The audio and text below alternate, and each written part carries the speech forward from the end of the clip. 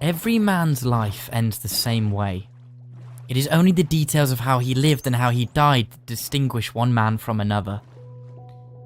I remember this quote when I found the boat.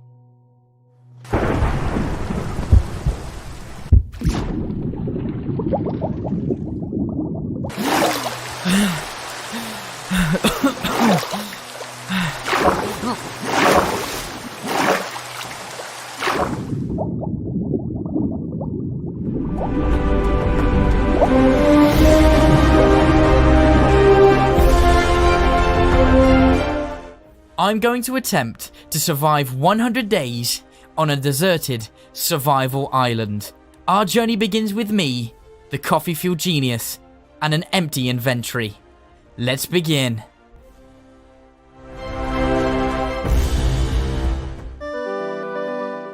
Well, this was a silly idea. It was day 1 on the survival island and I had no resources, no food. I needed to work quickly because if nightfall came and I was unprepared, it would be game over. I made as many tools as possible and prayed that the tree dropped a sapling. And thank goodness me, it did. It dropped 3 saplings which I planted around the island. I then farmed up as much grass as I could in hopes that it would drop seeds to make wheat. I had a turtle on the island to keep me sane while I extended it slightly to make a small farm in which I would plant my seeds.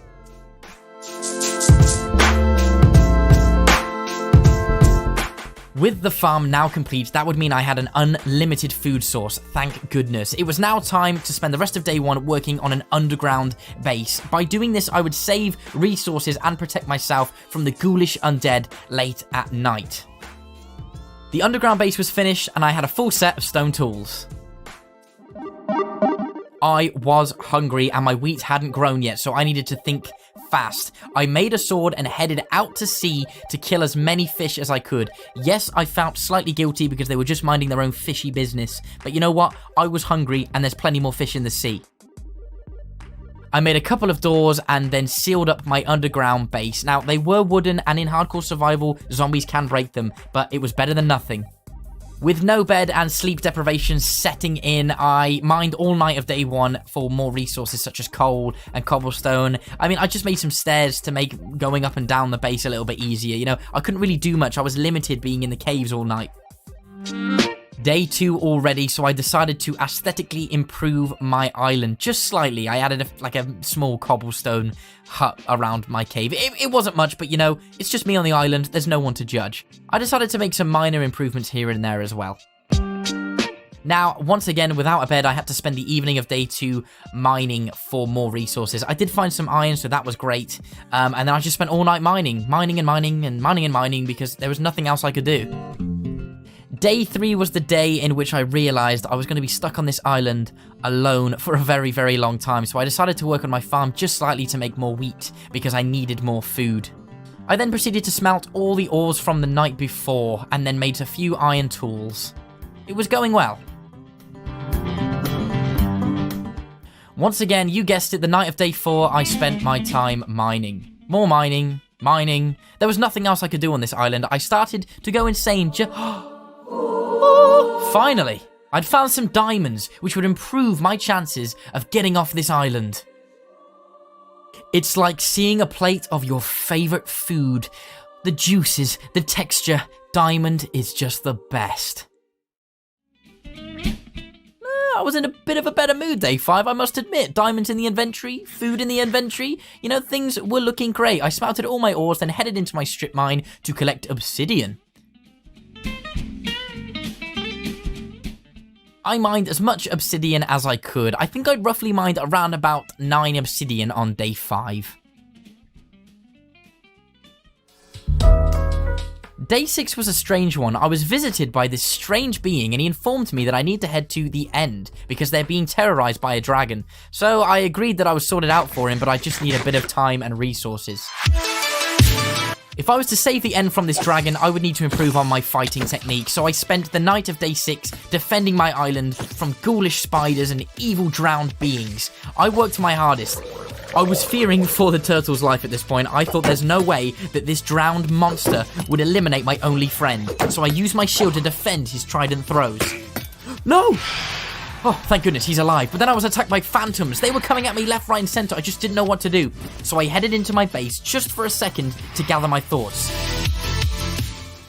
I headed out to try and kill the drowned being, but there was no chance.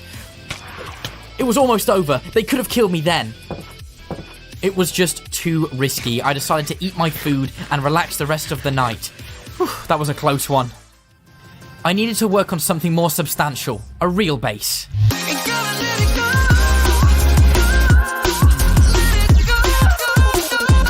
Whilst building, I was interrupted multiple times by creepers.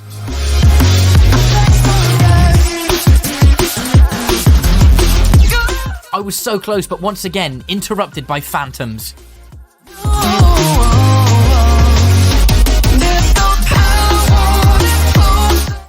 I was almost finished.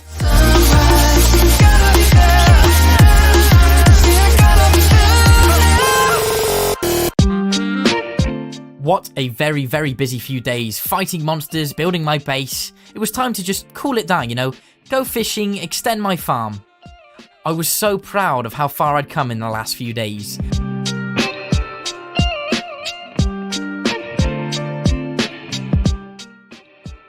I spent the rest of the evening of day 10 inside my main base, watching as my enemies tried to defeat me, but they had no chance. Day 11 was here, and I collected as much wood as I could because I wanted to box in my farm. I just thought it looked weird, just a bunch of soil, like, extended from the island. So I boxed it in using wooden planks and a bunch of fences.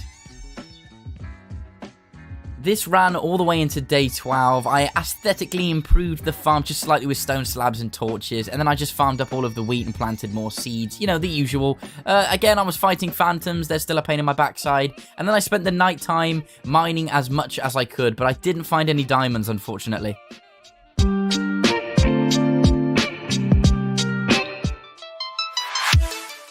Unexpectedly, in the nightfall of day 13, I was attacked by a group of drowned monsters. Now, one of them had a trident, but he just kept hiding away in the ocean. It was really difficult to get a view on him. He tried throwing tridents at me left, right, and center, but he wasn't successful, and then he just fled. He just left me alone. I then spent the evening of day 14 collecting resources and more obsidian. The night of peaceful mining was over, so I decided to build a composter and make as much food as possible, and then I just decided to add a chimney onto my little house. I just thought maybe someone will see the smoke and come and save me. Then the drowned with the trident returned, but stood no match against me and my shield. The dolphins came and helped me out as well, which was an absolute bonus. Without a bed, this was just getting really tough. I bred my turtles together, then headed back inside because I just couldn't do anything at night. I was just attacked by phantoms left, right, and center.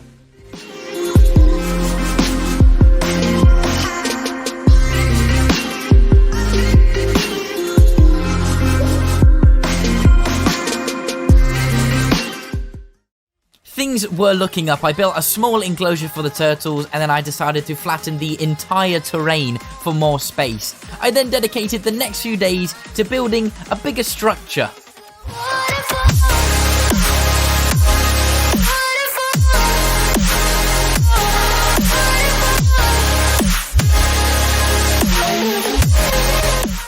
The house was complete, so I decided to fill it out with chests and workbenches, furnaces, lanterns, and then I decided to head out the night of day 25 because I really needed a bed. I was sick of fighting phantoms.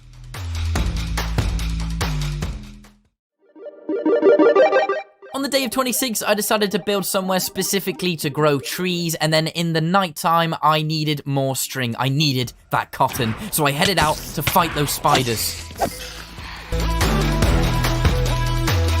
I was completely surrounded. Zombies, phantoms, but I needed that spider. I needed that string. It was so close though. They all ganged up on me and I needed to run back to my base. My mission was almost successful. I picked up that piece of string and I only needed one more, so I headed out to kill the spider I spotted in my wheat farm. He dropped a piece of string. Finally, I could craft a bed. Yes, my first good night's sleep on the island. I felt incredible. I made a few improvements to my house, made it look a bit more snazzy, and then yes, you guessed it, it was time to face Hell's Gates. I dedicated the next few days to building a space for my nether portal.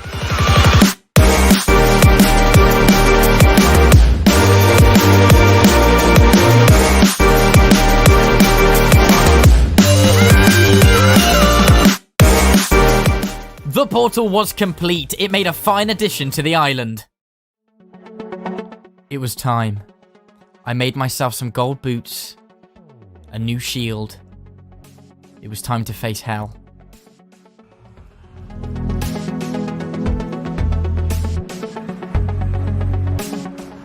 I was terrified. I never thought I'd live to see the Nether in person, only hear about it in gruesome stories, telling of its evil endless pits and pools of lava. I quickly covered the Nether portal for protection, but I needed more cobblestone. I didn't want to risk losing the portal, because if I had lost that connection between the overworld and the Nether, there was no coming back. I finished off protecting the Nether portal and collected some bone, and then I found this snorting piglin that would barter with me. He gave me some fire resistance potions, which would be excellent for finding that fortress and killing those blazes.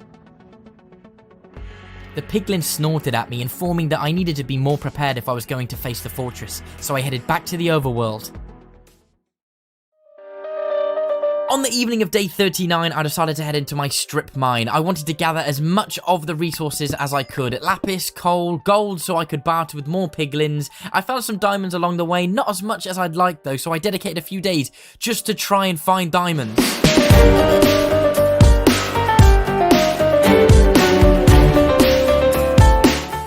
I wasn't massively successful here, I only found about 12 diamonds, but it'll do for now. I then dedicated the next few days to making a bow, some diamond armor, and the enchantment table.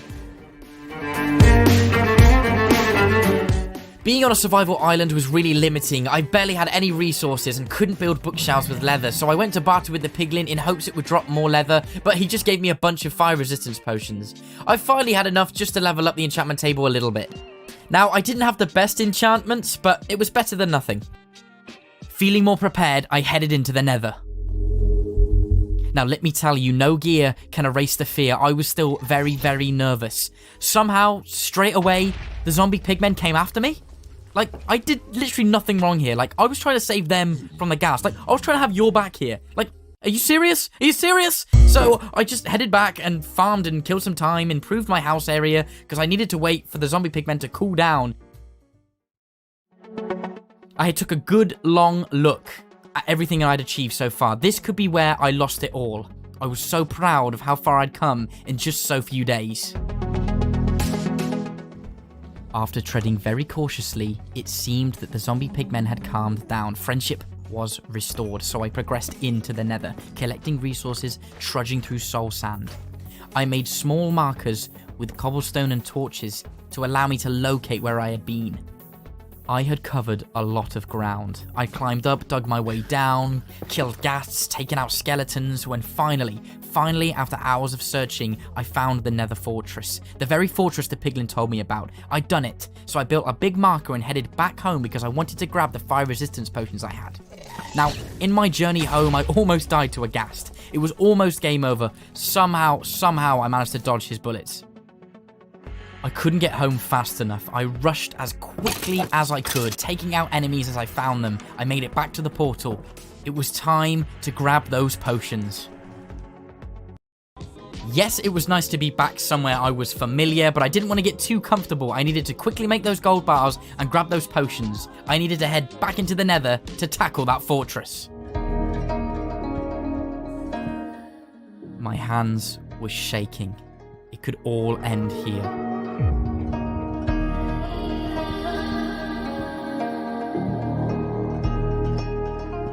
The heat radiated from the Nether brick. I made my way very cautiously onto the outskirts of the fortress. I navigated the maze-like corridors very, very carefully. I was hunting for that blaze spawner. I found it. it was time.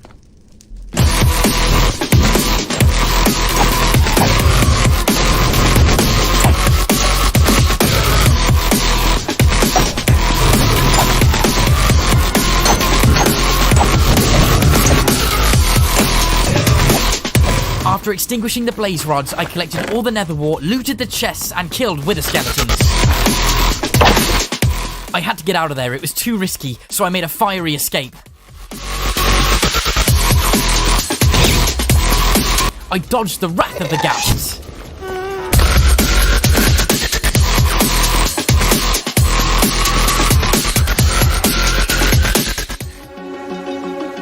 Whew, we made it. Finally, I was home, so I made some diamond boots, enchanted them with protection 3, and made some brewing stands. Now it was time to make a place where I could make potions.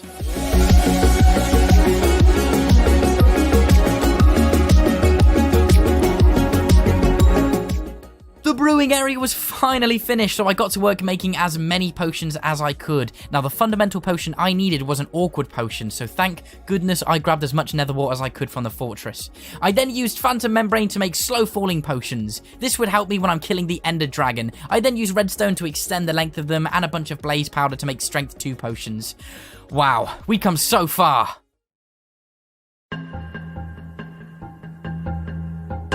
It was time. Yes, you guessed it. It was time to find that stronghold. So I positioned myself and threw the Eye of Ender high into the sky.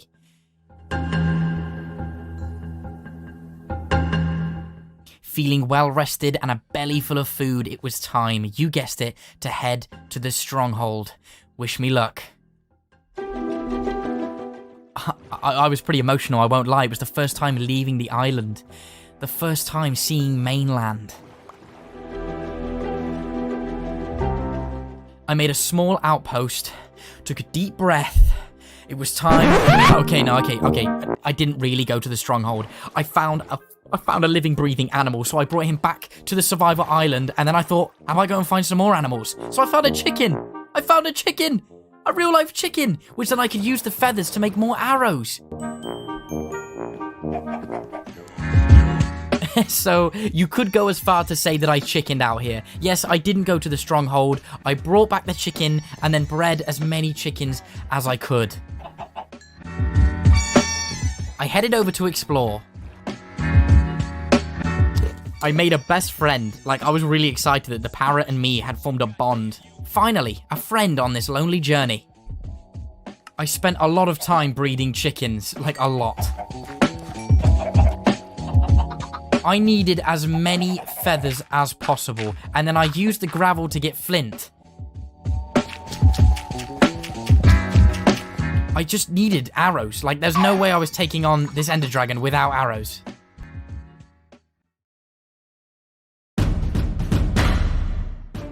No messing around. It was time. It was finally time to head into the end and kill that ender dragon. I spent days looking for the stronghold. Days.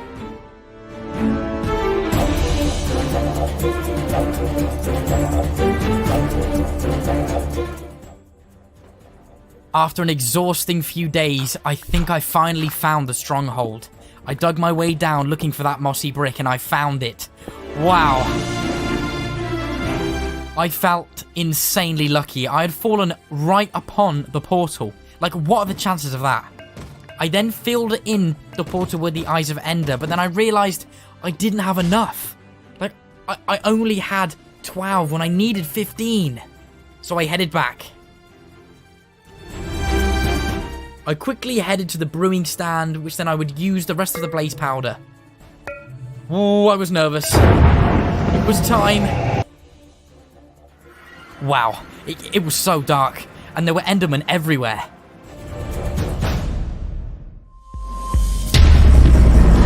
I slurped up my slow-falling potion and witnessed the dragon swipe away the enderman. I was so nervous. I started taking shots, dodging the dragon's fireballs. I had to destroy the crystals. I took numerous shots and my aim was quite impressive. I was making fantastic progress, eliminating those crystals.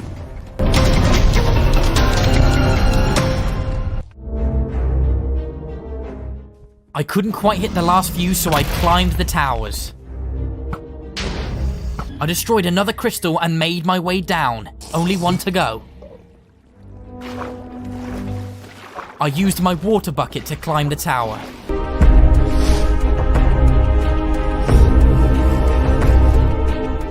The dragon was furious. He had seen that I had removed all of the crystals. It was now my time to strike.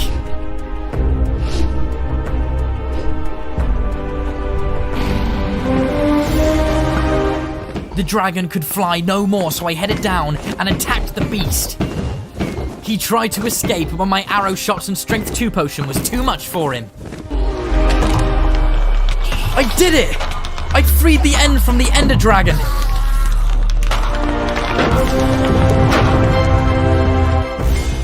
I collected all of that glorious XP. Hey, we did it, little guy. I then collected the dragon egg.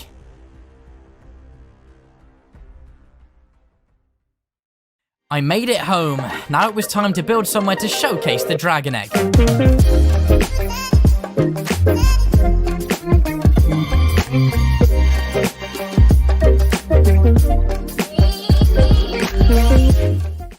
I created a small storage facility. We'd made it. 100 days. Thank you so much to each and every single one of you for watching my videos. The response so far has been completely overwhelming, and I cannot thank you enough. It means the absolute world to me. Guys, I'll see you in the next one. I'm the Coffee Fuel Genius. Peace out.